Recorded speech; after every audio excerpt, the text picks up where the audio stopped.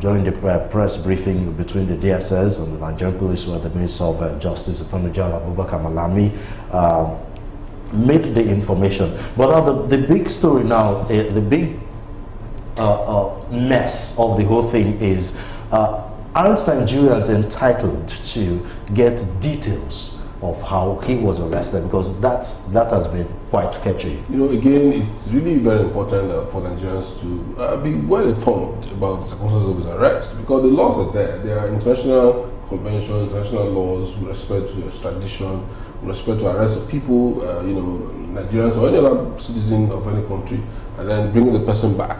Right now, it's difficult to assess whether or not that procedure has been followed, because we don't even have the details. At some point, we heard that, you know, it was in quotes, they worked with the Kenyan government. About the Kenyan government, that they had come out to debunk it. Has come out to say, look, anybody who has any information with respect to that should come forward with it. And so we don't even know how he was arrested. And you know, it just another part of the rumor says they worked with the British government, and of course the British government has also denied it. So every country that has been associated with this has denied it. And you know, the only thing we just heard from the Attorney General, who's I'm sorry to say, I would say is Attorney General to some section of the country, you know, said, oh, you know, in Nigerian intelligence with Interpol got him and brought him back to Nigeria. How was that done? We have to be able to, Nigerians should know, so that we can assess it within the bounds of the law. Of course, it's all right. It's not like I'm sympathetic with Nnamdi Kanu. In fact, I believe that Nnamdi Kanu is belittling the Igbo struggle. If I were an Igbo man, I would see Nnamdi Kanu as my enemy, because he's really he's making a mess of a genuine agitation of the people. And so, for me, I don't have any sympathy with him. But the law has to be, we have to follow the law. The essence of the rule of law you don't apply the law when it suits you, when you are happy with the situation. When the rule of law comes to play when you're not even happy with the situation. So for me, this really, again, will continue to paint the government as, you know, a government that is not transparent. Nigerians can come up with all theories now about government, because the government is running like a clandestine organization, which is really very sad. Now, I think this is what happens when, you know, the government is not transparent. Because when the government is transparent, or at least come out to give a semblance of the story, Nigerians are bound to follow that story. You know, but when there's no information, of course, a lot flies. One part of the story was saying that a Nigerian senator, I don't know, you know, lured him into the country under the guise of support for IPOB to give him arms, and when he came into the country, that's when, you know, he was arrested. So under the law, are Nigerians entitled to get this kind of information? Well, a country that bans Twitter, tries to ban WhatsApp, or all the social media, this is what we get. This is what we get. Besides, my problem is that why is this trending so much when there are so many problems on ground? That's my problem. In Nigeria of 2021 is still discussing how cattle will move on the streets, when places like Rwanda are technologicalizing their country, when places like Ghana, Toyota is going there to start manufacturing. What we are here doing is cattle are moving, cattle route and here and there, and this kind of news. I feel embarrassed. Like he said, it is embarrassing. Now, you apprehended the man. What is difficult in saying how you did it?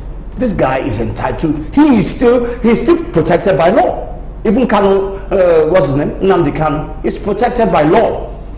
This information is critical to Nigeria. I mean, this is a man you have made so much fuss about, secessionist, and you apprehended him. So say he was the first news I heard was that he was apprehended in Brazil, when a young lady invited him that he was going to have canal knowledge with. That was the first news I heard before this news came out, that he was in Brazil and they apprehended him at one airport. That was the first news. Next news, they say he was in Ethiopia. Now it is Kenya. I mean, come on. Is this what we are? Oh my God. I rest my case. I'm so disappointed with this government. They have not been as transparent as they should be. Now, if you do not want to give out information before carrying out the arrest, that's a different case. I mean, because you are saying, okay, it's classified. Now you have arrested the guy. It has been successful. What stops you from telling us what happened? What is the problem? What is the big deal? The other reason is something must be on the, maybe they did it illegally. Yeah, that might be. And there are conventions as to how you do this thing. Because probably, I learned that the British High Commissioner was in the Attorney General's office and he refused to discuss it. He refused to discuss this Nnamdi Kanu issue. I don't know how true that is, but that's what you get when you become, you're trying to be and secretive. Yes, she may not have been there. But somebody is bringing up the issue that she was there, and when she brought up the issue, the Attorney General said, no, that's not why you are here. And the Attorney General has the propensity to say those kind of things. So these are the problems.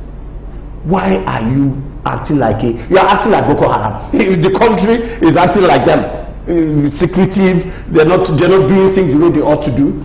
That's how all these guys are doing. That's how some people is acting. That's how Nnamdi Kanu have been acting. They don't disclose to your citizens. You are using public funds to do these things. You're using public machinery. So why is the public not aware of the procedure you used to get this guy? But the question now is, are Nigerians entitled to get this kind of information, or constitutional, or let's just say outside of constitutional bounds, out of necessity? Because right now it's a living of necessity versus national security. I can't say especially that the law, for example, that says that that information should be disclosed. But I mean, this is democracy. Democracy, the most important critical element of democracy is the rule of law. And transparency, information. Exactly, and transparency. And you cannot assess how transparent the government is unless the information is out there. And there cannot be rule of law without information. And so, if you are hiding the fact that this guy, if you're hiding when he was arrested, something must have been wrong. If Nigeria is not following its obligations under international conventions and obligations, then something is wrong there. So, yes, you might not say, oh, this law, that's why the law says you should disclose that information. But if you look at the whole purpose of a democratic society, you cannot do without. Out of necessity. It's not out of necessity. As a matter of, why do I put it now? As a matter of law, in the sense that if you put everything together, put rule of law together, put a democratic system together, put the fact that the government is bound to follow its international obligations with respect to extradition and bringing Nigerian citizens from abroad. If you put all that together, to be clear that Nigerians are entitled to be informed of the way and manner he was arrested. I'm privileged to hear that the man is a dual citizen. Yeah, so Nigerian and British and UK citizen. And that his Nigerian passport has expired. And so he was traveling with the British citizen. So how did they now apprehend? Because at that point in time, he was having Britain all over him. So you see, these are the things you need to clear. These are the information you need to clear. I was in court on the day he was arraigned. I was in court. So the issue is, why are you hiding these things if you don't have anything to hide? That's all I have to say. It's every day this government gives us new things to think about, to worry about, vex about. Sad. It's sad. There's no happy moment in Nigeria. So besides the secrecy, one of the biggest talking points is the fact that Nnamdi Kanu was arrested, and of course now there's a manhunt for Sunday Igboho, and on the flip side of it, herdsmen are still roaming free. Miyati Allah, I'm quoting Benue State Governor Samuel Otom, where he dared the federal government that the same energy, the same intensity they're using to fight Nnamdi Kanu and now Sunday Igboho, they should use that intensity to fight Miyati Allah, and arrest the leadership. And and Sheikh Gumi, who has been more like a spokesperson for bandits. You see, this point you're raising now, which people are justifiably making out there, again demonstrates the fact that Nigeria keeps playing into the hands of opportunists like Nnamdi, Kanu, and so many others that will rise up eventually. Even the way, I'm sure if they have the capacity to switch the way people breathe, they probably they probably switch it to part of the country. I mean, the way they are running, it's gotten that bad, right? Nigeria, you can see that Nigeria has the capacity, strategy-wise, to get criminals arrested. But it seems that it depends on who the criminal is. It depends on which part of the country the criminal is coming from. It depends on what the criminal is saying. More like they are fighting criminals selectively. I mean, do you understand the kind of danger that is for a country? Because you are arming armies, to fight against the country. Because what are you talking about? No, a lot of Nigerians ordinarily doesn't even believe in the country anymore. But when you now begin to carry out selective application of the military might of the nation, of the intelligence might of the nation, then there's a problem. Okay, you saw the president's interview some time ago where he described, he said, instead of describing IPOP, for example, who are just some few people within the Igbo race, he said, they have property everywhere, there's a dot in the cycle. Now when you see this kind of ethnic statements, and then you don't see the fact that government can actually move, Nigerian intelligence can actually move to get people. Look at the way this guy was arrested like a goat. Someone was making so much noise, right? Why haven't we applied the same energy to getting bandits, kidnappers, Boko Haram elements, and herdsmen who have been terrorizing Nigerians? Right? These guys are operating without any restriction as we speak. They can. A friend of mine used to live in Niger. What do you call that place close to Abuja? Nasarawa. No, part of Niger, close to Suleja. Okay. Right. Recently, he had to move out because bandits are coming to that community. They just pack people, and then the people start paying ransom. The guy had to run away.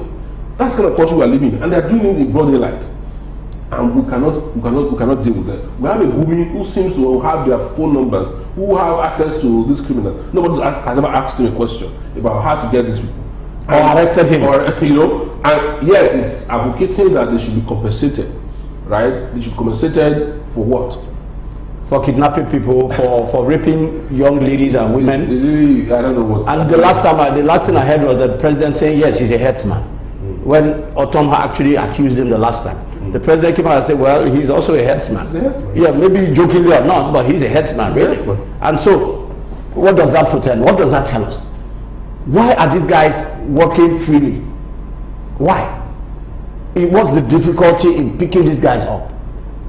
So, we keep thinking about this, and then Nnamdi Kanu, who causes the greatest damage, really, actually? Is it not the man that goes into people's houses, rapes their children, and because they're not talking about secession? Is that why those people are not being taken care of? You destroy people's source of livelihood. You go and rape their children, rape their wife. I hear they even rape men these days. Yeah. And then they are okay with the government. The government is not perturbed about this set of people. It is incredible. And that is the cause of people like Nnamdi Kanu coming up, people like Igboho coming up, whether by command for pecuniary benefits or whether for genuine agitation. Why wouldn't they come up? We are seeing obvious partiality in the system. Okay, if you're just tuning in, this is Democracy and the Rule of Law. Let's go for a very quick break. When we come back, we'll switch gears and go to legislations where the Senate finally passed the Petroleum Industry Bill. We'll be right back. Don't go away.